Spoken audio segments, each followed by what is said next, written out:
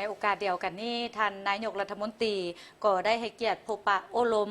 การนำและพนักงานลักแหล่งเมืองปากท้าแขวงบ่อแก้วโดยการนำพาเข้าร่วมรับฟังของทานสาลีวรรณสารเลขาผักเมืองปากท้ามีทานพลจตวาสุขพจันทร์ศิลาเพชรประธานคณะกรรมการปกครองแขวงบ่อแก้วท่านเลขาผักเมืองปากทาได้รายงานให้ทราบเกี่ยวกับสภาพการพ้นเด่นยุทธพิเศษและการพัฒนาเศรษฐกิจสังคมของเมืองระยะ6 เดือนต้นปี 2026 ซึ่งเมืองปากทาตั้งอยู่ห่างจากเทศบาลของแขวงบ่อแก้วไปทางทิศใต้ 47 กิโลเมตร มีเนื้อที่ทั้งหมด 75,000 กว่าเฮกตาร์ประกอบมี4ตาแสง 34 บ้านพลเมืองทั้งหมด 23,000 กว่าคน มี5ชนเผ่าคือเผ่าลาวเผ่าลือเผ่ากึโมะเผ่ามงและเผ่าอิวเมียน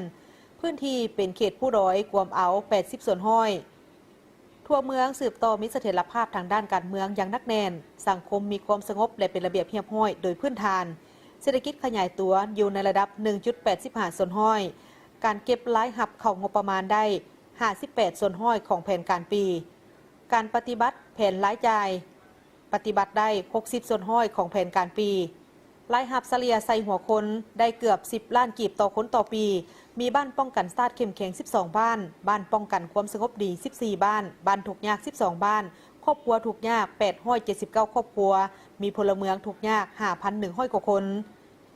ในโอกาสดังกล่าวท่านนายกรัฐมนตรีได้ให้เกียรติพบปะโอลมต่อผู้เข้าร่วมโดยได้เน้นหนักให้ทางคณะผักคณะนำพนักงานลักแรงแต่ละคันและเจ้าหน้าที่ที่เกี่ยวข้องเอาใจใส่ตื่มบางด้านเป็นต้นสืบต่อเพิ่มทวีเวียกงานป้องกันชาติป้องกันความสงบให้รับประกันเสถียรภาพทางด้านการเมืองอย่างนักแน่นสังคมมีความสงบและเป็นระเบียบเรียบร้อยดีสืบต่อปฏิบัตินโยบายหันพนักงานลงก่อสร้างหากฐานการเมือง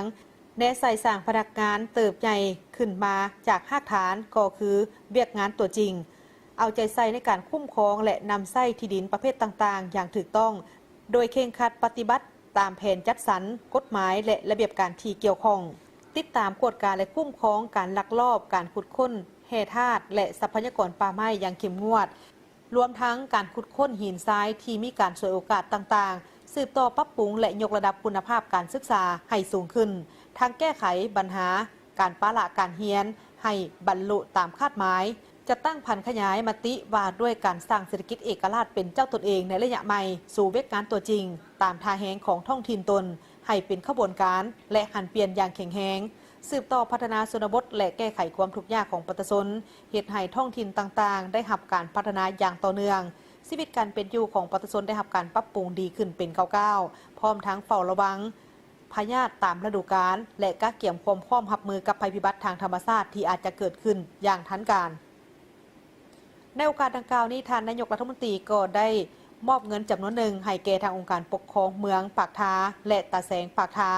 พร้อมทั้งมอบเงินและเครื่องอุปโภคบริโภคให้แก่ทหารที่กำลังปฏิบัติหน้าที่อยู่จุดต่างๆในเขตภูผามนตืมอีก